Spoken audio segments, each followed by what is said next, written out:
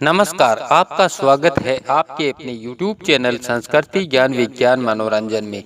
दोस्तों, आज की वीडियो में हम बात करेंगे एक ऐसे आदमी की जिससे बड़ा राजनेता आज तक हुआ ही नहीं। वो महान राजनेता और राजनीतिज्ञ था, महान विद्वान आचार्य चाणक्य। दोस्तों, वीडियो को आगे बढ़ाने से पहले आप सभी से विनती है कि वीडियो को पूरा व ध्यान से देखें, जिससे सारी जानकारी आप अच्छी तरह से सुन व समझ सके। प्लीज आधा अधूरा वीडियो ना देखें, इससे आपको कुछ भी समझ में नहीं आएगा। वीडियो को लगातार और पूरा ही देखें। चलिए अब आगे बात करते हैं।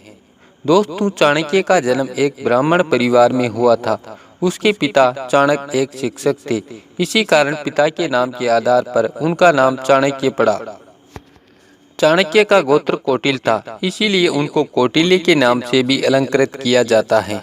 कौटिल्य का असली नाम जो उनके माता पिता ने रखा था वो था विष्णुगुप्त। आचार्य चाणक्य तक्षशिला विश्वविद्यालय में पढ़े थे। बाद में वे यहीं पर शिक्षक भी बने।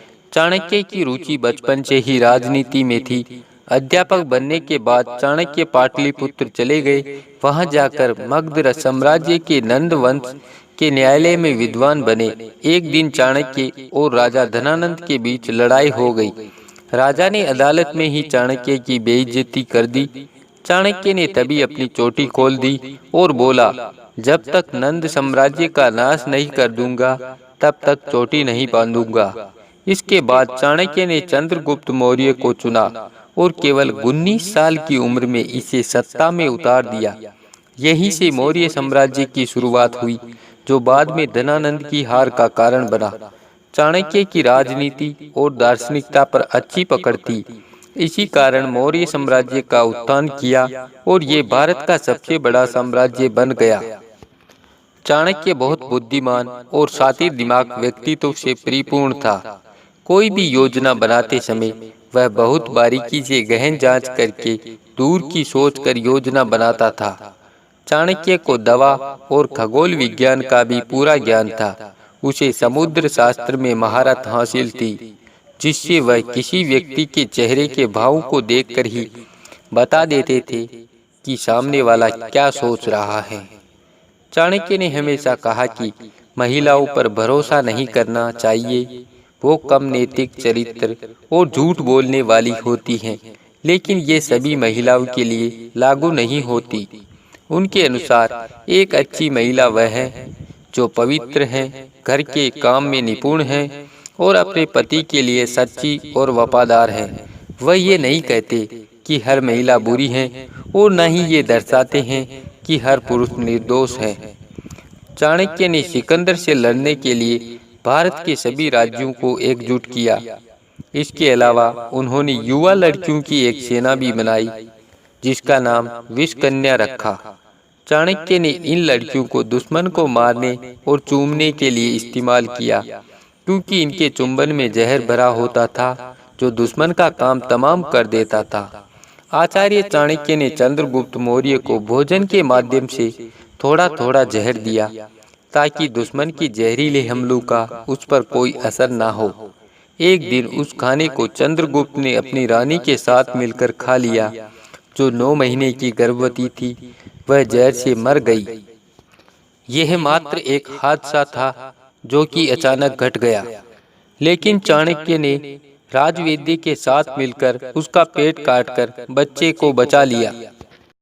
उस समय रानी और नवजात बच्चे दोनों की जान बचाना काफी मुश्किल था, इसलिए यही एकमात्र रास्ता उनके पास बचा था। रानी के गर्भ से जो बच्चा निकला उसका नाम बिंदुसार रखा गया। बिंदुसार ही चंद्रगुप्त का उत्तराधिकारी बना। जिंदगी के आखिरी दिनों में चंद्रगुप्त मौर्य तपस्या में लीन हो गए और बिंदुसार को राजा बनाया गया।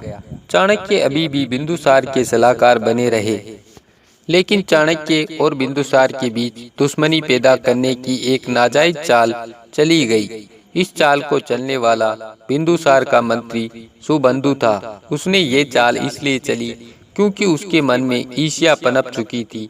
क्योंकि बिंदुसार चाणक्य को बहुत ज्यादा सम्मान देता था, उससे सुबंधु के तन बदन में आग लगती थी।